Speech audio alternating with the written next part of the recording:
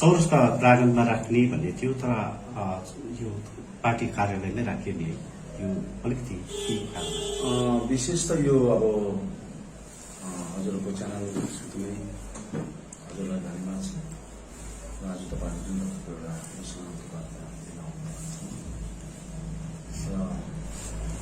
जुन एउटा अनसन एउटा सरकारी अनसन हामीले सुरु गरेको छौँ तर्फबाट सेन्ट्रल कमिटी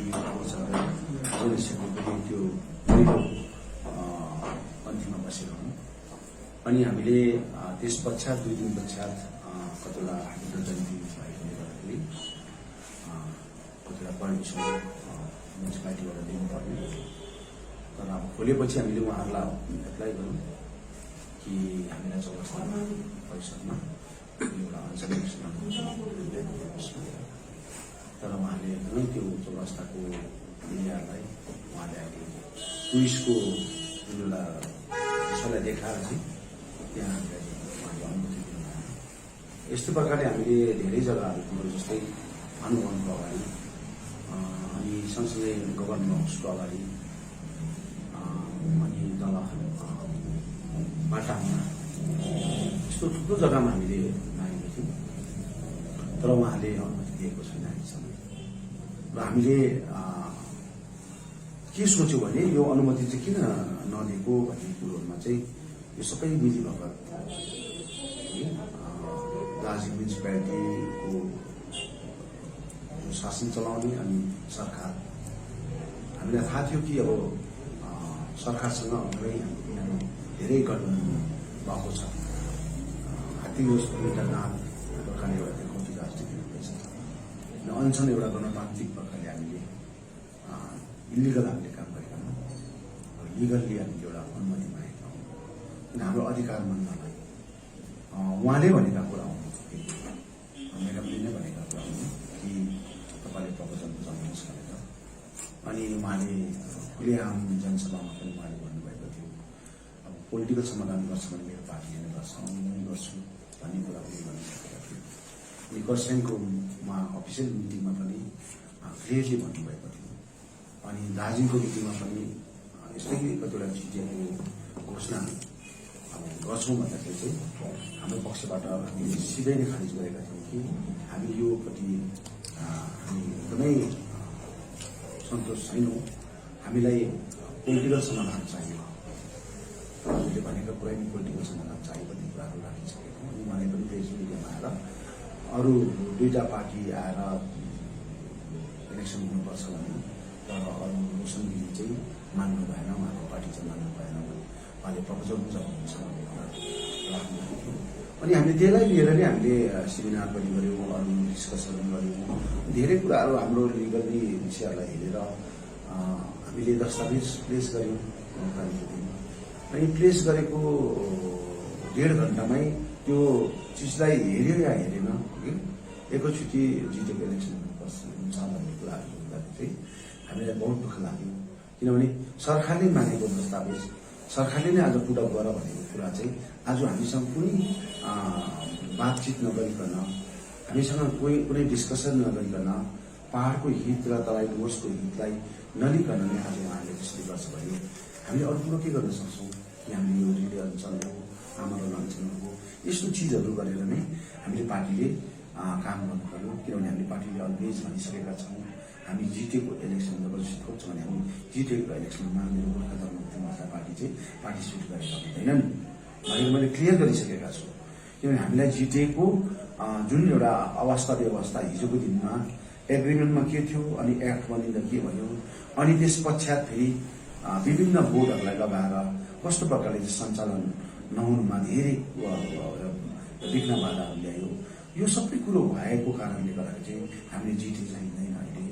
अघि अगर तपाईँले त्यही नै चिज खोज्नुहुन्छ भने, त्यही चिज याद गर्नुहुन्छ भने 396 मौजाको निम्ति तराई डुवर्सको अन्तर्भुक्तको निम्ति आज 396 मौजा एग्रिमेन्टमै भएको कुरा हो नै। तपाईँले गर्नुहोस् न, फलोअप गर्नुहोस् न, यसलाई फुलफिल गर्नुहोस् न।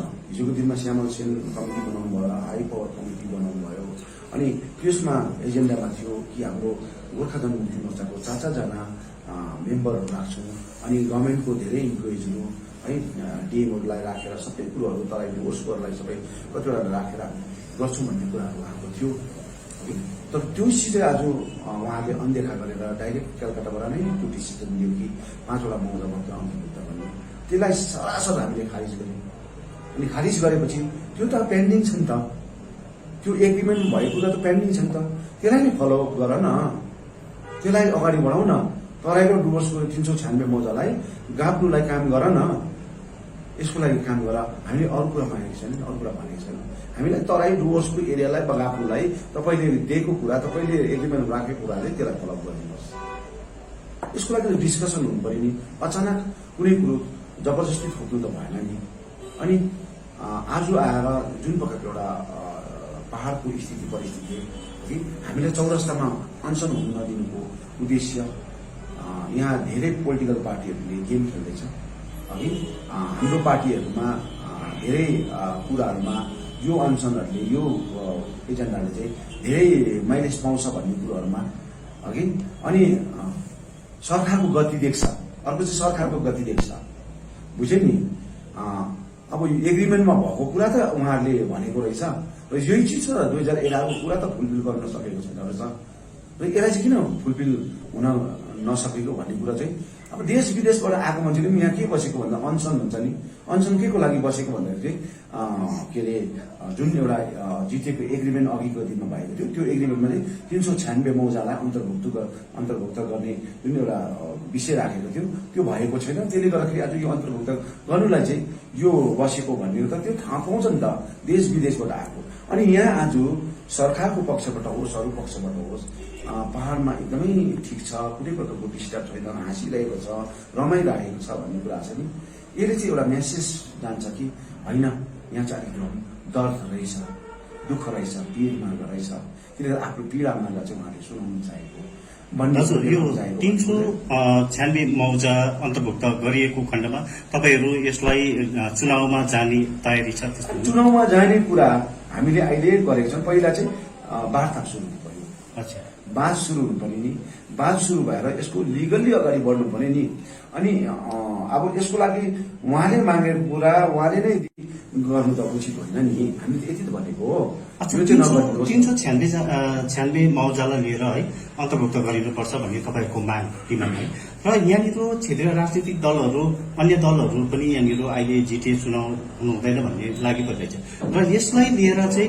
वार्ता कोसँग गर्ने होइन हामीले भनेका छौँ यो विषयहरूमा सबै पार्टी एक हुनुपर्छ सबै पार्टी एक भएर हामीले यसको लागि अगाडि बढ्नुपर्छ यो होइन कि गोर्खा जनमुक्ति मोर्चाले यसको नेतृत्व गर्नुपर्छ भन्ने कुरो होइन मैले क्लियर भनेको छु अस्ति पनि जुन यसको उसमा कोही पनि इच्छुक व्यक्ति जो एकदम निस्वार्थ प्रकारले आफ्नो जाति माटो र अस्मिताको निम्ति काम गर्नलाई अगाडि आउँछ म हात काटेर दिन्छु म लिखित रूपमा मेरो ब्यागमा दिन्छु तर सिरियसली काम गरेको हुनुपर्छ हामी त 3.5 वर्ष 20 तारिक भएको हामी त रमिता हेर्नु लागेको होइन नि त मजा गर्नु गएको होइन नि त बुझेन अहिले धेरै पार्टीले भन्छ हामी आफ्नो खुसीले मजा गर्नु होइन नि बुझ्यो नि हामी त एकदमै भएको जग्गालाई छोडेर एकदमै व्यवस्थालाई त्यागेर गरेको बोल्नु त सजिलो छ नि तर प्र्याक्टिकल ग्राउन्ड जिरोमा गर्नु साह्रो पर्छ नि र दुईटा झोडा सभा गरे भन्दामा त राजनीतिक होइन नि बुझ्यो नि दुईटा मान्छेलाई टपलेट दियो भने त राजनीतिक हुँदैन नि बुझेन यसरी त राजनीति गर्दैन यहाँ त पहाडको समस्या तराई डुवर्सको समस्याको समाधान हुनुपर्छ हामीले क्लियर भनेको छ हामी जिटिएको इलेक्सनमा जान्दैनौँ उनीहरूले भन्छ हामी जिटिएको इलेक्सनमा राल चुहाउँछौँ भन्छ हामी लालपट्टि कब्जा गर्छौँ भन्छ अनि कुन चाहिँ न्याय सङ्गतको कुरा भयो फेरि राजनीति गर्दाखेरि रिभेन्जको भावना चाहिँ कुन आधारमा रिभेन्जको भावनामा राजनीति गरेको राजनीति त सरल प्रकारले गर मान्छेको मन जित्ने तिमीलाई भोलिको दिनमा मन पराउँछ भने हामीले भन्नु केही छैन तर राजनीतिमा आज दुश्मनको भावनाले राजनीति गर्नु त उचित होइन नि दाजु यो जुन अब तपाईँले एउटा कुरा निकाल्नु कोही लालकोटी कब्जा गर्ने विषयमा कुरामा छ है कोही अब यो कुरासँग त र तपाईँले यो कुरालाई हामी जिटिए इलेक्सन छ त्यसलाई मान्दिनँ भन्नु भन्नुहुँदैछ त्यसको आज तेस्रो दिन तपाईँको यो अञ्चल पनि चलिरहेछ, रिले अञ्चल पनि चलिरहेछ। र त्यसको कतिको प्रभाव आज दिनसम्म कतिको होइन, हाम्रो तर्फबाट हामीले जुन प्रकारले गरेर लानुपर्ने कुरा छ लाँदैछौँ। अहिले साङ्गीतिक भोट हडताल छ, रिले अनसन छ, आन्दोलन, यो एउटा सिस्टमलाई लिएर हामी जाँदैछौँ, बुझ्यो नि। तर हामीले क्लियर भनेका छौँ, हामी जितेको इलेक्सनमा चाहिँ जाँदैनौँ। त्यस्तो त्यो लालास प्रकारले राजनीतिक आफ्नो स्वार्थको राजनीतिक गर्दै पनि विमल गुरुङ र गोर्खा जनमुक्ति मोर्चाले गर्दैन। हामीलाई पीडा छ नि, 3.5 वर्ष बाहिरबाट आएको पीडा छ। हामीले आज धेरै कुरो सोचेर हामीले काम गर्छौँ, अनि बाध्यता पनि त्यस्तो छ। तर पनि हामी जातिलाई बेचेर चाहिँ आफ्नो पेट पालो भन्ने चाहिँ काम गर्दैनौँ। यदि अब यो अञ्चल रिलेसनले धेरै प्रभाव पारेन भने तपाईँ स्वयं पनि मैले भनेका छु सरकारलाई, केही दिन अगाडि सरकारलाई मैले लेटर लेखेका छु, उहाँलाई क्लियर भनेका छौँ, तपाईँले भनेको कुराहरू तपाईँले यो चिजलाई चाहिँ याद गर्नुहोस्। हामी कुनै प्रकारको डिस्टर्ब चाहिँदैन नि, हामीलाई कुनै प्रकारको यहाँनिर नराम्रो नहोस्। यहाँको वातावरण आज जुन प्रकारको आज टुरिस्ट आउँदैछन्, विभिन्न प्रकारको आज बिजनेस बढ्दैछन्, यो चिज एकदमै यथावत भएर जाओस् न। हामीलाई त्यो चिजमा डिस्टर्बै हामी गर्दैनौँ नि। तर हामीले यति मात्र भनेको सरकारलाई, तिमीले भनेको कुरा तिम्रो टेबलमा हामी राखेको छौँ, कम्ती वार्ताको लागि त आऊ, बातचितको लागि त आऊ। हिजोको दिनमा त सेन्ट्रल गभर्मेन्टलाई देखाउनु हुँदै थियो, तर आज तिमी र म त नजिकमा छौ नि। तिमी र म नजिकमा छौ भने त कमसेकम टेबलमा आएर बात मारौँ न। मेरो दुःख छ मैले त भन्नु पाउनु सक्नु पर्यो नि त। तिम्रो दुःख के छ त भोलि दिनमा दिनु नदिनु तिम्रो कुरा हो, तर मैले माग्ने कुरा त म त माग्छु नि, मेरो अधिकार हो नि। मेरो अधिकार माग्दाखेरि तिमीले त जबरजस्ती गर्नु पाउँदैनौ नि त, यो भन्न चाहेको। यो रिले अञ्चलले केही प्रभाव पर्ला सरकारलाई? हेर्नुहोस्, हामीले गर्ने कुरा छ अनि गर्छौँ। अनि म आफै पनि स्वयं मैले यो अनसनलाई केही एउटा टोकन एउटा अनसन गर्ने एउटा मैले कार्यक्रम गर्दैछु। कहिलेबाट तपाईँ आमरण? यो चिज अब म यहाँ अहिले हामी फेरि बस्दैछौँ, एकछिन है बसेर हामी डिस्कस गर्छौँ, हामी गर्छौँ। जुन तपाईँले निर्णय लिनुभएको छ, जुन अब यदि अहिलेको जुन रिले अञ्चलले यदि सरकारले कुनै पनि पक्ष लिएन भने तपाईँ स्वयं पनि मेन कुरो चाहिँ एउटा चाहिँ के हो भने मलाई किन भेट्नु नदिएको? मलाई भेट्नु दिनु पर्यो नि त। मैले देशद्रोही आतंकवादीको कामको लागि त्यो मैले अञ्चल बसेको होइन नि त। मेरो जातिको निम्ति बसेको हो, मेरो समाजको निम्ति, पहाड तराई डुवर्सको निम्ति बसेको हो। मलाई किन दिँदैन? मेरो जग्गामा मेरो अधिकार हुँदैन? मेरो ठाउँमा मेरो अधिकार हुँदैन? मेरो ठाउँलाई आज कसैले खोज्छ भने त्यो त राम्रो भएन नि त। म अञ्चल बस्नु नपाउने। जस्तै आज एउटा चौरस्तामा तपाईँलाई एउटा एमएससी दिएको छैन, जस्तै कुनै पनि उसमा तपाईँलाई एमएससी दिएको छैन, त त्यसले के सङ्केत चाहिँ जाहिर गर्छ? मैले भनिहालेँ नि अघि नै, सरकारको नियत देख्छ, देश विदेश होइन सोद्धाखेरि त यो अञ्चल के को लागि बसेको भन्दाखेरि त फल्ना फल्ना यो विषयमा बसेको भनेर ग्रानी हुन्छ नि उनीहरूलाई, बुझेन? ग्रानी हुन्छ नि। अनि त्यसले गर्दाखेरि अरे हाम्रो महात्मा गान्धीले लिएको एउटा सिद्धान्त, त्यो सिद्धान्तलाई अप्नाएर हामीले एउटा गणतान्त्रिक प्रकारले काम गर्दाखेरि पनि हामीले अञ्चल बस्नुको लागि जग्गा आज बिल्डिङ लगाउनु पर्ने। भोलिको दिनमा त्यसो भए हामी यहाँ रहन्ला, यहाँ बस्नु पाउला? यसको लागि चाहिँ मैले मात्र होइन, 1.5 करोड गोर्खाले सोच्नुपर्छ। मैले मेरो लागि मात्रै गरेको होइन, म 1.5 करोड गोर्खा जातिको निम्ति गरेको। आज पनि गर्छु, भोलि पनि गर्छु, मर्नुभन्दा अगाडिसम्म म गरेको हुन्छु। चाहिँ मेरो कर्तव्य हो। एकतर्फ तपाईँहरू जिटिए चुनावको हुनु हुँदैन भन्ने एउटा आन्दोलन रिले अनसनसम्म जानुभयो है, यो तपाईँहरू यो पक्षमा हुनुहुन्छ। र अर्को यहाँनिर 1-2वटा दलहरू छन् जिटिए चुनावलाई लिएर कसरतमा लागि परिरहेको छ। होइन, उनीहरूको आफ्नो कुरा हो, त्यसमा हामी जबरजस्ती गर्दैनौँ। तर यति हो, जसले पनि जिटिएको कुरा गरेर यत्रो राजनीति गर्नु पर्दैछ है। अनि हिजोको दिनमा जिटिएमै बसेका थिए नि, 2017 देखि लिएर 2022 भयो। यो यत्रो लामो अवधिमा जिटिएको चुनाव अघि चाहिँ किन गरेन? किन भएन भन्नुहोस्? जिटिए उनीहरूले चलाउँदै थियो नि त। त्यसलाई 17को 18 हुनु सक्थ्यो नि त, 19 हुन सक्थ्यो, 20 पनि हुन सक्थ्यो, बुझेन? तर आज आएर किन हुँदैछ? भन्नुहोस्। अन्त सरकारले यति लामो तन्काउन सक्छ भने, यति समय दिन सक्छ भने जिटिएको निम्ति अघि त्यो मैले अहिले गेज गर्दा चाहिँ मलाई तोड्नु मात्र त रहेछ, मलाई खत्तम बनाउनु मात्र त रहेछ, बुझ्यो नि। अनि मलाई तोड्नु र मलाई खत्तम गर्नु, मलाई डाइरेक्ट भनोस् न, म राजनीति गर्नु हुँदैन भने राजनीति गर्दिनँ नि, म गर्दिनँ नि। तर मेरो समाज खत्तम हुँदैछ, मेरो जाति खत्तम हुँदैछ, मेरो छोराछोरी खत्तम हुँदैछ, मेरो डाँडा खोला नालाहरू सब खत्तम हुँदैछ। कुरा बुझ्दाखेरि चाहिँ जुन राज्य सरकारबाट तपाईँको जुन एउटा पार्टी राजनीतिक तपाईँ एउटा दलमा हुनुहुन्छ है, तपाईँ एउटा शीर्ष नेतृत्व हुनुहुन्छ, तपाईँले एउटा जिटिए पनि चलाइसक्नु भएको होइन एउटा नेतृत्व भनेपछि आजको दिनमा फेरि त्यो कुरामा आउँदा चाहिँ उनीहरूलाई सरकारलाई डर भएको हो। हेर्नुहोस्, एउटा कुरो मान्नुहोस्, जिटिए त मलाई नि 10 दिनभित्रमा दिन्छु भनेको, बुझ्यो नि। राजनीतिक नेताहरूले ठुल्ठुला कुरा गर्छ होला अघि, अनि जिटिएमा ठुल्ठुलो एउटा कुरा गरेको छ, तर जिटिए त मलाई त अफर गरेको त हो, बुझ्यो नि। अफर गरेको 10 दिनभित्रमा जिटिएमा राख्छु भनेको, मैले भने म जिटिएमा बस्नु छ, मलाई समाधान दिनुहोस्, पोलिटिकल समाधान दिनुहोस्। यसमा कुनै पनि समाधान हुन्छ भने भोलि त्यो आधा म जितेर आउँछु भनेको त। भनेपछि गोर्खाको जुन एउटा उन्मुक्तिको लागि अन्तिम एउटा जुन एउटा सल्युसन चाहिँ के हुन्छ? हेर्नुहोस्, हाम्रो अन्तिम सल्युसन चाहिँ गोर्खाल्यान्ड, त्यसलाई कसरी चाहिँ अब हेर्नुहोस्, हाम्रो अन्तिम समाधान गोर्खाल्यान्ड हो।